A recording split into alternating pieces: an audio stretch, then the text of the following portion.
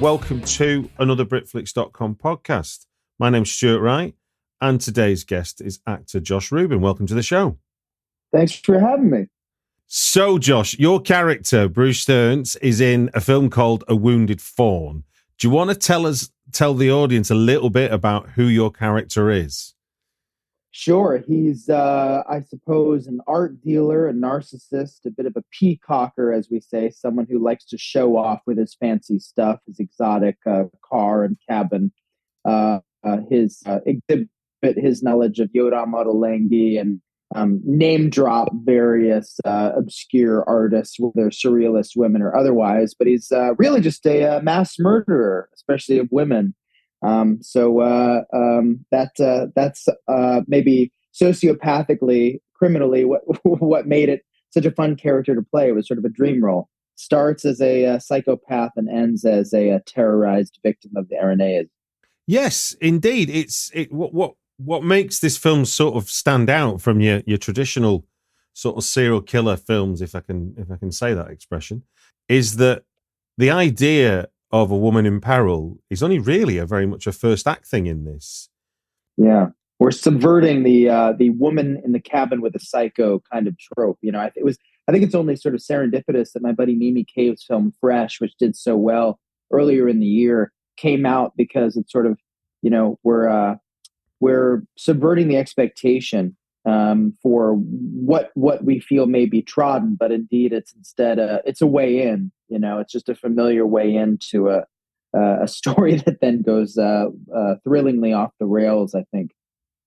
Now, without giving the context, I don't think there's much of a spoiler here, but I'm just fascinated from the point of view of an actor shooting a scene where the camera is rolling for nigh on 12, 15 minutes? How do you prepare for that kind of scene? I mean, it's an 11-minute reel. That's the entirety of a film cartridge. So I suppose the actual acting was 10 and change. Yeah. I mean, it was thrilling. A lot of people were just asking me about how uncomfortable were you? How cold were you? What if your fiddly bits fell out of your toga? All kinds of stuff. And I mean, for me, it's just electric, especially because, you know, it's the last 2 days of shooting and Travis throws that out there as an idea. What if we did this entire flaying as one shot? And I said, absolutely. It harkens back to, you know, all of our theater backgrounds. And Sarah and I were just so down for the challenge. I mean, poor Sarah, who had to observe it without breaking in any way. Yeah. And then me to have to pray I wouldn't look like I was breathing. It was a thrill. I mean, it was electric. That was the wonderful thing about shooting on film, is that once you hear that film reel, that film moving through the canister, it just sends a jolt of electricity through your performer bones, wanting to nail it and get it right, because every foot is several dollars. Yeah, I mean, it's interesting to learn then that obviously on the page it was one thing and the expectation was another, and then the idea on the day is let's do it this way. That's a really interesting that it can change so dramatically. Sure, exactly. I mean, that's also, I think, just speaks to the nimbleness of independent filmmaking. Hey, why don't we try this? I mean, I know on larger film sets, it's sort of it's likely no different, except that it takes a bit more effort to steer the ship. Oh, I remember George Romero saying this. He after he did Land of the Dead, he said he'd never do a studio picture again because there was opportunities for him to do something creative, but because he had to go through so many sign-offs on what was already agreed as the shoot, it's sort of neutered any creativity he might have had during the shoot, he found. It's hard to just run with the camera, as we did as kids, you know, when you have to get permission and stuff. Indeed. Well, look, A Wounded Fawn is available now on Shudder, and I've also got you on to talk about 3 films that have impacted everything in your adult life. Yeah. But before I get into it, just to explain for you and for the audience who may not have heard this format before, Josh has chosen 3 films that have something to say about how film impacted on him. We're gonna set the clock for 5 minutes and then talk for the 5 minutes. And when the alarm goes off, we'll stop, move on to the next film. When we hear this sound, that will be the sound, and hopefully you can hear this at your end, Josh. Ah, So it's a bit like N64 Die Another Day, I think it is. I played that yeah. as a kid. So, without further ado, 3 films that impacted everything in your adult life. The first choice I've got from you is 1974 Sugarland Express. Do you want to talk about how and when you saw this? Absolutely. I can tell you exactly when it was, what the temperature was, what it was, what it looked like in my childhood bedroom. I was born in 83. It came out obviously previously. It was on cable. Okay. And I had somehow gotten it on television in my room. My sibling had convinced my parents to put a tiny TV in my room. So I'm by myself, probably 5 or 6 years old. No kidding. Right. Already a fan of Jaws and had watched it several times. My parents allowed me to do it by that age and told me that, the stuff bursting out of Robert Shaw's mouth was just ketchup. It was the first film to make me cry. The first movie to make me cry. And no shit, 6 or 7 years old. And I'm watching this Bonnie and Clyde road trip drama from Steven Spielberg, who I had no connection or idea he was at all connected to my otherwise favorite movie, the Big Fish movie, as I'd call it. Yeah. And I'm totally enraptured sitting under my, Batman covers or whatever, watching this drama. Two young people on the road in this car being chased by a cavalry of 20 cop cars. And then you revisit it later, and I'm realizing that what I think I connected to was he took normalcy, the normalcy of the desert road landscape, and gave it this kind of action scope, romance, and almost kind of cosmic beauty to a degree, with also at the core of it this very human story, and just such an emotional one at that. And revisiting as a filmmaker, you kind of go, how did he do some of these shots? Following these cars at a certain time of day, he was so incredibly specific about it. I'm chasing making any movie look as beautiful as Sugarland Express, or to make any movie that'll make a 6-year-old cry with no cartoons in it. I mean, what was it? I mean, because it's a fairly, it's a fairly adult film. I mean, as in for adults, not pornography. What do you think? What do you think it was that held the 5-6-year-old's attention? It was. I thinking back, I haven't thought about this or connected to it in a while. I loved cars. Every time I went to the convenience store, I'd ask my dad to buy me a Matchbox car or a Hot Wheels toy car. I was obsessed with cars, so it may have been just, it's the car movie. But by the time the protagonist is shot and dying in Goldie Hawn's arms, there are tears streaming down my face. And I didn't quite know why. So I was connected to these two people, even as a little kid. 6, 7 years old. You see, he's been shot. He's no longer as, maybe vital looking as, my brother and my sister were. Maybe that's who I was connecting them to. And that's what really hit me. It was his death. It was watching them on this ride, and then his death hits, and there are tears streaming down my face. And I guess that's for you. Then that's I guess subconsciously, not consciously at that point, sort of awakening that idea of how powerful a film can be. Absolutely. Yeah, absolutely. That's what every film was. You pop it in the VHS, at least back then, and it transports you as a kid. That's the age of thinking there are real human beings behind this plate of glass on that zenith, on that box sitting on our shelf. Just as, even before that, people thought, the masses thought there were tiny people in the radio. I was convinced that you could have conversations with those people, that they were as real as the mailman or mom and dad or my brother and my sister. Yeah. And I think it's that, then as you get older, it's almost like, I feel like I spend my entire life trying to watch a film through those eyes. Yes. You want nothing more than to escape that way. It's, what we do every time we go to the Alamo Drafthouse, our local movie theater down here, is let's go and escape. And my wife and I are always so excited. Doesn't matter what it is. It's the experience of it. Now we need to be served food and a beer, at these theaters, and not just, transported into the world of Violent Night or Corsage or, any of the number of films that have come out recently, Nope and whatnot. Anything transportive and anything to do to get back to that movie going experience. is wonderful. And how wild to think we all were experiencing it. All of our first love films, or our many of our first experiences with film, was sitting on the rug or sitting in the living room couch and watching it on the television. It was having this tactile thing, and not often in a movie theater. At least that wasn't my experience. So to have watched Sugarland Express on a tiny TV, boom, there's the alarm. I was going to say, because also I think it sounds like as well, and I know I remember this as a kid, is that part of the appeal of a kid is that your parents control the television, not you. So right. The idea that you might be watching something illicit, kind completely. of adds to the frisson of the magic of what you're watching. Right, for your second choice, we've got Stephen King's Cat's Eyes from 1985. How are you seeing that as a kid, and how old are you? Oh gosh, I probably saw that. I was when I was 80, born in 83. I probably saw it when I want to say.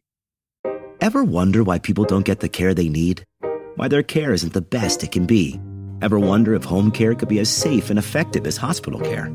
So patients get hospital-quality care during home treatment. Ever wonder if you could drive out waste so organizations could save billions? Health needs the power of wonder and bold ideas in pharmacy, care, and benefit solutions. Ever wonder who can do that? Wonder no more. Evernorth brings wonder to health services. Learn more at evernorth.com. 6 or 7. And I assume I'd seen E.T. by that point. So to see young Drew Barrymore with a friendly alien in one film, one that broke my heart, one that I watched again and again, to then see her going toe-to-toe with a goblin that would burst out of a mouse-sized hole in her bedroom and try and snuff out and suck her life force. That was... I haven't really thought of this before, but I think it was the first time I actually saw myself in a film. Like I could identify with a protagonist in a movie. She was more or less my same age. I was terrified of what untold things could be under my bed. You have to understand, in that era, the toys that we had, even down to My Pet Monster and Beetlejuice coming out, and Ghostbusters, both the cartoon and otherwise, and the whole, and Stranger Danger, everything was about what could be under your bed. And so I think that film being like a kitty cat movie, being, starring a kid about my age, that really, really got me. But it was also my first experience with an anthology horror, even before Tales from the Dark Side and Twilight Zone and everything. So do you remember, that idea of a pushing up? I mean, I think I'd seen Tales from the Crypt, I think I'd seen before I saw this one. So what do you remember thinking about? I mean, do you have a memory of what that was like to see a film suddenly portioned off into completely different stories? I think it probably lit up my child brain. I didn't probably think of them as 3 separate stories. I thought, and now it's continuing, but to be about who the hell knows how I was connecting it. But it was, at first it's like how I watch really anything, or how we absorb anything as kids. You think it's one thing, and then you revisit it as an adult, and it becomes something else. You enjoy all the adult themes and tones and conversation and prose and stuff that you miss. I think for being the age that I was when I saw it, it was, wow, it's a kitty cat movie. And I'm a young kid, Drew Barrymore's age, and there's a kitty cat going from, house to house. I don't know how I made it from, Quitters Inc. and the Mafia Pigeon Robert Hayes tale all the way to the end. But maybe it was that my sister had the movie on, and I just caught the goblin tale, that maybe she just somehow showed me, just that vignette. I wouldn't be surprised, because she's like, ooh, my little brother might really be freaked out by this. I discovered it and just couldn't let it go. It affected my. And how did 6-year-old you come across this film? Was it a VHS? Was it caught on TV? It was definitely. I don't want to say definitely a VHS. It's very likely a VHS, but it very, very much so could have been on cable. You got to know it. In the 80s, the afternoon Sunday movie could be Friday the 13th Part 3. Really? And you could be flipping channels and anyone could watch it. I think there are promos that are all over like YouTube. You can find them. The Sunday afternoon movie, whatever, The Mangler or whatever. It would be like the most brutal horror movie. Any Friday the 13th film. I remember Dream Master could have been like a lot of Freddy Krueger made it into matinee movies, a lot of cable horror. And that was certainly my way in. Whereas, at night you just sidle up to Freddy's Nightmares and enjoy a different kind of anthology. But I think that, being a fan of the anthology now myself, the clever thing about Cat's Eyes, and obviously the clue in the title, and I guess why when you're watching it as a 6-year-old, it doesn't feel so odd, is because the cat is the one walking you to and from the stories. Like it's a really nice sort of segue treatment. It is, and you feel for the cat. I remember thinking the mom was a real witch, Drew Barrymore's mom. For like taking the cat and luring her into the box, and you're watching movies like Homeward Bound and Milo and Otis. I was a sucker for animals, and so not understanding necessarily what was happening, except that there was a monster coming through the little kid's bedroom wall, is like, that evil witch, how could she take the pet away? That watched her freak out. I watched Charlotte's Web and then equate it somehow to Stephen King's Cat's Eye and just be heartbroken for the thing. Woo, we made it. We made it indeed. I like this. See, I say it adds a little bit of jeopardy to the conversation. It really does. I appreciate it. So your final choice is 1990s Clive Barker's Nightbreed. Now, how old are you when you're seeing this? 1990. I was 8 years old when I was 8 years old when the movie released. I was probably 10 or 11 when I saw Nightbreed for the first time, and I don't believe I saw it on VHS. I want to say I caught it on some inappropriate channel, Cinemax or HBO or what have you.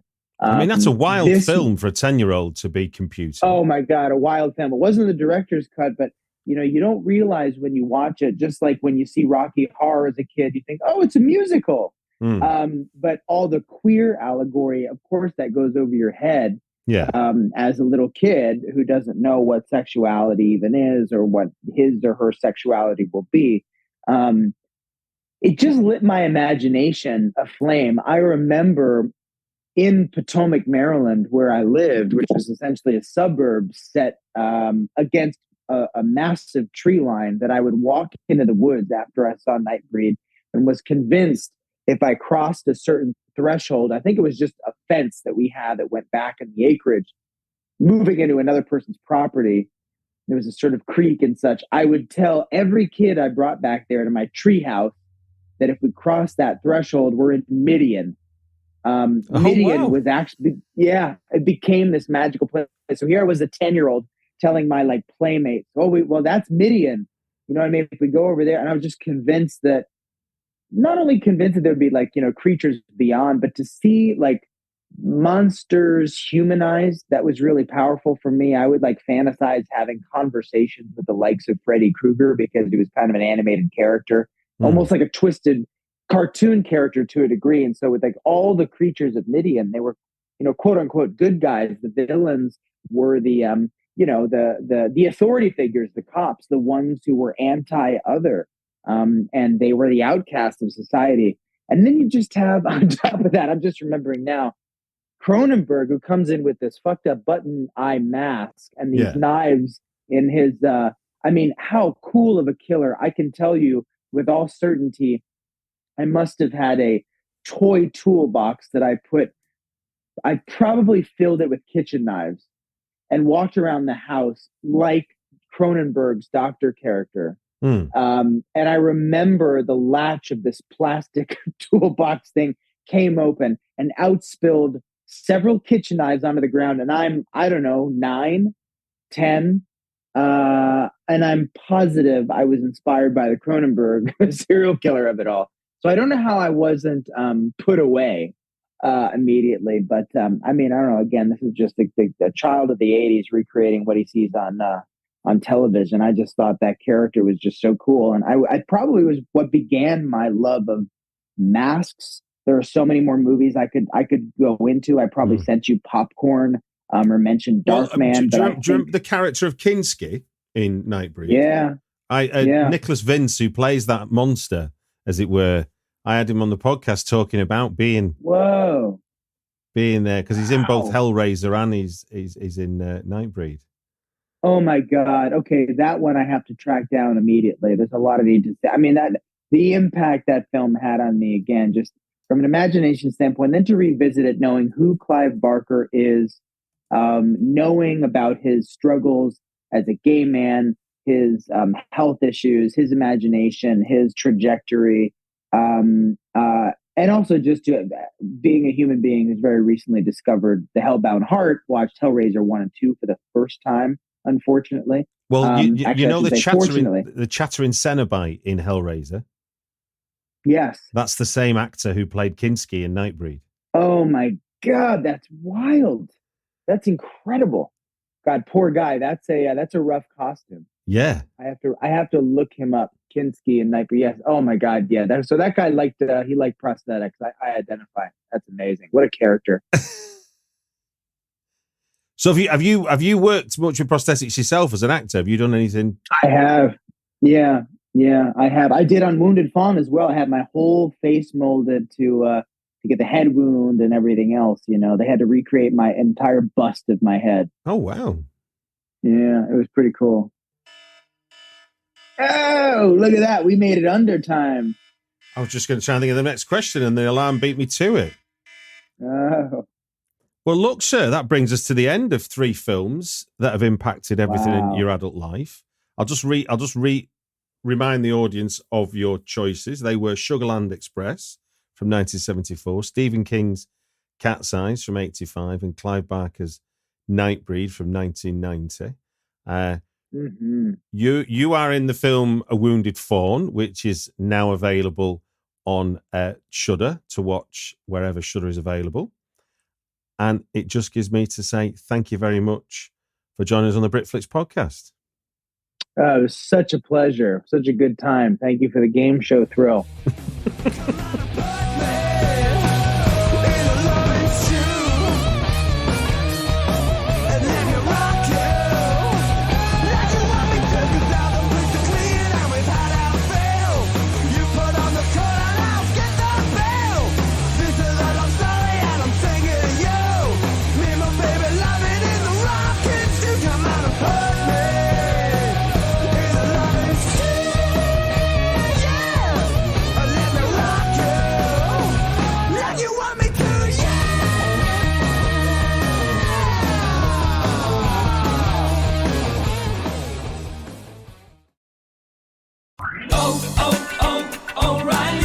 O'Reilly Auto Parts specializes in keeping your car on the road. Not sure how much life is left in your battery? Our professional parts people will test it for free. If it does need to be replaced, we'll help you find just the right one to fit your car. Our Superstart batteries are built to handle even the toughest conditions. Visit O'Reilly Auto Parts today.